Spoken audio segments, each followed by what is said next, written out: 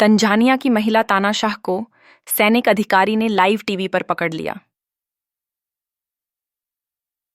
यह कहानी शुरू हुई एक लाइव स्ट्रीम से जिसे कोई नहीं देख रहा था, और एक आवाज से जिसे कोई नहीं भूल सकता। एक वर्दी में आदमी ने सीधे कैमरे में देखते हुए शांतिपूर्ण स्वर में कहा, आपकी सरकार मुझसे चोरी कर रही है। अगर हम उन्हें अभी नहीं रोकते हैं तो यह राष्ट्र ढह जाएगा। मेरे प्यारे तंजानियाई भाइयों और बहनों, मेरे दिल में बहुत दुख है कि क्या यह हमारे देश में हो रहा है। मैंने बहुत सोच विचार किया है, और अगली बार जब मैं भगवान से साझा करूंगा तो मैं ये बताऊंगा कि सामने बहुत बड़ा खतरा है। कुछ ही मिनटों में यह वीडियो पूरे तंजानिया में आग की तरह फैल गया। यह आदमी था कप्तान जॉन चार्ल्स टेशा, वायुसेना में हथियार प्रशिक्षक, और उसने अभी अभी सैनिकों से सरकार को पलटने का आह्वान किया था। उस देश में जहां पिछले 60 वर्षों में किसी सैनिक ने सत्ता को चुनौती नहीं दी थी। यह बिजली और दिन की रोशनी जैसा था। 2 दिनों के भीतर टेशा गायब हो गए। छंटनी, चुप्पी, मिटा देना, लेकिन उनकी आवाज अब भी बनी रही, क्योंकि तंजानियाई जनता गहराई से जानती थी कि वह पागल नहीं थे, वह सही थे। उनके लोकतंत्र को एक राजवंश ने बदल दिया था, और उनकी आशा को डर ने बदल दिया था। फिर जो हुआ उसने सिर्फ एक नेता को ही नहीं बल्कि पूरे सिस्टम को उजागर किया। इतिहास हमेशा चुनाव या युद्ध से शुरू नहीं होता। कभी कभी यह एक फोन से शुरू होता है, जिसे किसी के कंपकंपाते हाथ में पकड़ा जाता है। तंजानिया में यह कहानी इसी तरह शुरू हुई, एक हिलती हुई लाइव स्ट्रीम और सिस्टम की धीमी आवाज।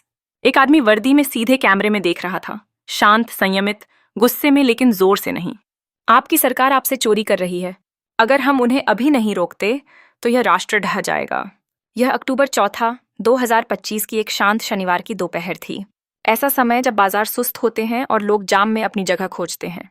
अचानक दार एस सलाम में हर फोन स्क्रीन एक ही चेहरे से चमकने लगी, कप्तान जॉन चार्ल्स टेशा। लोग पलक झपकाकर देख रहे थे, असमंजस में कि क्या यह असली है। तंजानिया में सैनिकों का सार्वजनिक बोलना असंभव लगता था। सैनिक बोलते नहीं, वे मानते हैं। राजनीति नागरिकों के लिए होती है और चुप्पी सैनिकों के लिए। यह अनकहा नियम स्वतंत्रता के बाद से देश को बनाए रखता आया था, लेकिन टेशा ने इसे तोड़ दिया। और बात यह थी कि वह लापरवाह नहीं लग रहे थे। उनके शब्द वर्षों से तराशे गए लग रहे थे। हर शब्द में थकावट थी, शत्रु से लड़ने की थकावट नहीं, बल्कि अपने ही देश को अंदर से सड़ते हुए देखने की थकावट।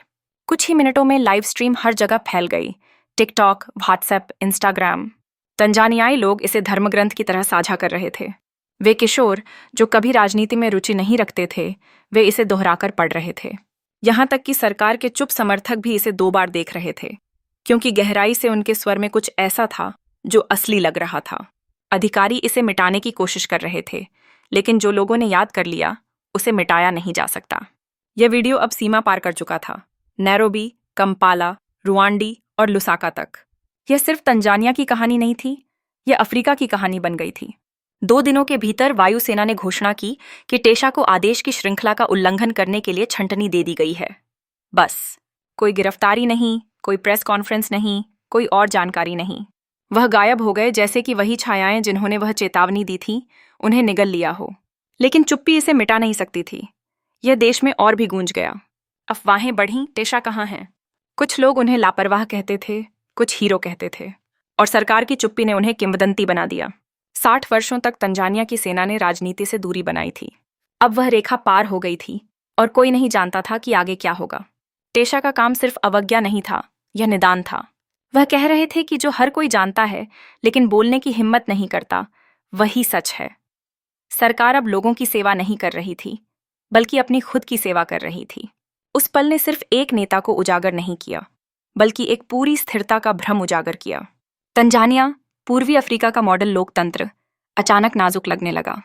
कितना नाजुक यह है कि एक अनुशासित सैनिक अपनी पूरी करियर, स्वतंत्रता और जीवन को जोखिम में डालकर अपने देश को सच बताने के लिए तैयार हो जाए। शायद चेतावनी देने के दौरान मैंने दिखा दिया कि महिला शक्ति है, लेकिन देश ने उसी तरह देखा जैसे पुरुष इसे मात देते हैं, और कभी कभी उससे भी अधिक। कप्तान टेशा के शब्दों ने देश में बिजली की तरह हलचल मचा दी। इसके पीछे की कहानी समझने के लिए हमें कुछ साल पीछे, मार्च 2021 में लौटना होगा। 4:59 पर राष्ट्रपति जॉन पोम्बे मैग्लिफुली के निधन का दिन आया। 18 रहस्यमय दिनों तक सार्वजनिक रूप से गायब रहने के बाद उनकी मौत सिर्फ एक युग का अंत नहीं थी, बल्कि यह तंजानिया की आत्मा को खोलने वाली घटना थी। मैग्लिफुली एक विरोधाभास थे, ऐसे नेता जो सरल लेबल में नहीं समा सकते थे।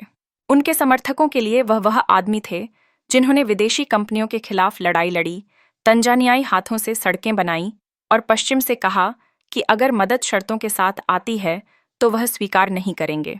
उनके आलोचकों के लिए वह एक सख्त नेता थे जिन्होंने पत्रकारों को जेल में डाला और कोविड के अस्तित्व से इनकार किया। लेकिन उन्हें पसंद करें या न करें, उन्होंने तंजानियाई लोगों को कुछ में विश्वास दिलाया, राष्ट्रीय गर्व। हालांकि यह थोड़ी कठोर शैली में था। तो जब उनकी मौत हुई तो देश अविश्वास में खड़ा था। फिर एक अचानक कथानक मोड़ की तरह शांत और लगभग अदृश्य उपराष्ट्रपति सामिया सालुह हसन ने सत्ता संभाली। कुछ समय के लिए यह ऐतिहासिक लग रहा था। पूर्वी अफ्रीका की पहली महिला राष्ट्रपति। दुनिया ने उनका स्वागत किया। पश्चिमी हेडलाइन ने उन्हें मृदु सुधारक कहा। कूटनीतिक लोगों ने बधाई भरी ईमेल भेजी। और सच कहूं तो शुरुआत में वह वास्तव में मैग्लिफुली के तूफान का समाधान दिख रही थीं। उन्होंने समाचार पत्रों को फिर से खोला, पत्रकारों को स्वतंत्रता दी, धीरे धीरे बोली जहां उनके पूर्ववर्ती गर्जना करते थे। उनकी शैली ताजगी भरी, नियंत्रित, स्पष्ट और आधुनिक महसूस होती थी। तंजानियाई लोग सोचने लगे कि शायद, बस शायद, यह मोड़ वह होगा जिससे दशकों की एक पार्टी की प्रभुत्व के बाद कुछ वास्तव में बदल सकता है। लेकिन जैसा कि कहते हैं, राजनीति में मुस्कान कभी कभी छिपी हुई तलवार को भी छुपा सकती है। सामिया की सावधानीपूर्वक शैली के पीछे वही राजनीतिक किला खड़ा था जिसने स्वतंत्रता के बाद से हर राष्ट्रपति को आकार दिया था। चम्मा मोप और डूजी, CCM, क्रांति की पार्टी, शाश्वत शासक। एक ऐसा ढांचा जो इतना पुराना और जड़ जमा चुका था कि कोई भी नेता इसके इरादों के बिना जीवित नहीं रह सकता था। यह अब एक राजनीतिक पार्टी नहीं थी, बल्कि एक आत्मसंचालित जीव था जो निष्ठा से पोषित होता, अनुबंध से चिकनाई पाता और भय से सुरक्षित रहता था। सामिया जल्द ही उसी प्रणाली से घेर ली गई जिसने उन्हें राष्ट्रपति बनाया था। सुधारक उनके मंत्रिमंडल से गायब हो गए। पूर्ववर्ती राष्ट्रपति की वफादार लोग और उनके व्यावसायिक नेटवर्क धीरे धीरे राज्य की नसों को फिर से नियंत्रित करने लगे। 2022 के मध्य तक यह स्पष्ट हो गया कि बदलाव की हवा केवल पुरानी हवा बन गई थी। सरकार ने आदेशानुकूल रिपोर्टिंग पर सेंसर शुरू कर दिया। एक्टिविस्ट्स को राष्ट्रीय एकता का सम्मान करने को कहा गया और वही पश्चिमी कंपनियां जिन्हें मैग्लिफुली ने बाहर निकाला था, उन्हें खुले हाथों से स्वागत किया गया। यह एक उलटा परिवर्तन था। मृदु सुधारक वही पुरानी मशीन का मुस्कुराता चेहरा बन गई थी। तंजानियाई लोग यह देख रहे थे, बाजार वाले, टुक टुक चालक, शिक्षक, और वे धीरे धीरे वही कहने लगे, हकुना तो फाउची, मतलब कोई फर्क नहीं। वह महिला जिसने बदलाव का वादा किया था वही सिस्टम बन गई थी। यह वास्तव में अस्वीकार्य था कि बेहतर विपक्षी पार्टी को चुनावों से प्रतिबंधित कर दिया गया। विपक्ष के नेताओं की गिरफ्तारी भी अनावश्यक थी। तो जब कप्तान टेशा ने 2025 में भ्रष्टाचार, अहंकार और धोखाधड़ी का खुलासा किया, लोग इसे विद्रोह नहीं बल्कि एक दर्पण के रूप में देख रहे थे। उन्होंने वही कहा जो राष्ट्र डर के कारण मानने से डरता था। लेकिन यह अगला सवाल अभी भी हवा में लटका हुआ है। यह मशीन वास्तव में क्या है?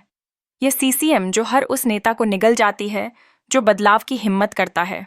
चम्माचा फांडुजी, क्रांति की पार्टी, 2077 में जन्मी। यह 2 मुक्ति आंदोलनों का संयोजन था। उलियस नीरेरा, दार्शनिक राष्ट्रपति, ने समानता के माध्यम से एकता का सपना देखा। उन्होंने एक ऐसा तंजानिया कल्पना किया जहां नेतृत्व सेवा का मतलब हो, विशेषाधिकार नहीं। शुरुआती वर्षों में पार्टी मिशन थी। लोग इसमें विश्वास करते थे जैसे धर्म में विश्वास करते हैं। लेकिन सत्ता का अजीब तरीका है कि वह उद्देश्य से अधिक जीवित रहती है। नीरेरा के आदर्श नियम में बदल गए, नियम अधिकार में बदल गया और अधिकार नियंत्रण में। CCM जो कभी राष्ट्र को एकजुट करता था, धीरे धीरे सब कुछ नियंत्रित करने वाला संरक्षक बन गया। धन, मीडिया, सेना और अर्थ। 20वीं सदी के 90 के दशक में बहुपार्टी लोकतंत्र आया, लेकिन यह सिर्फ नाम मात्र का लोकतंत्र था। विपक्षी पार्टियां थीं, लेकिन संसाधन, मीडिया समय और सुरक्षा के बिना। वे ऐसे थे जैसे किसी नाटक में केवल अभिनय करने के लिए बुलाया गया हो, जिसकी समाप्ति पहले से तय हो। चुनाव आते और जाते रहे, लेकिन CCM नहीं गया। यह भ्रष्टाचार, आर्थिक पतन और नेतृत्व परिवर्तन के बावजूद जीवित रहा, सिर्फ इसलिए नहीं कि लोग इसे पसंद करते थे, बल्कि क्योंकि यह उस सिस्टम को नियंत्रित करता था जो इसे रोकने के लिए था। अब पूर्वी अफ्रीका की बात करें। तंजानिया की मुख्य विपक्षी पार्टी ने मंगलवार को कहा कि वह सप्ताहांत में हुए राष्ट्रपति और संसदीय चुनावों के परिणामों को स्वीकार नहीं करती, क्योंकि व्यापक धोखाधड़ी हुई थी। जब माग्लिफुली 2015 में सत्ता में आए उन्होंने इस संरचना को चुनौती दी। उन्होंने वेतन काटे, भ्रष्ट अधिकारियों को लाइव टीवी पर बर्खास्त किया और पश्चिमी खनन कंपनियों से उचित हिस्सा देने की मांग की। कुछ समय के लिए किला हिल गया, लोग खुश हुए और धनी वर्ग घबराया। जब उनकी मौत हुई तो वे राहत की सांस लेकर एक्सहेल कर गए। यही वह संदर्भ है जिसमें सामिया ने कदम रखा, और शायद इसलिए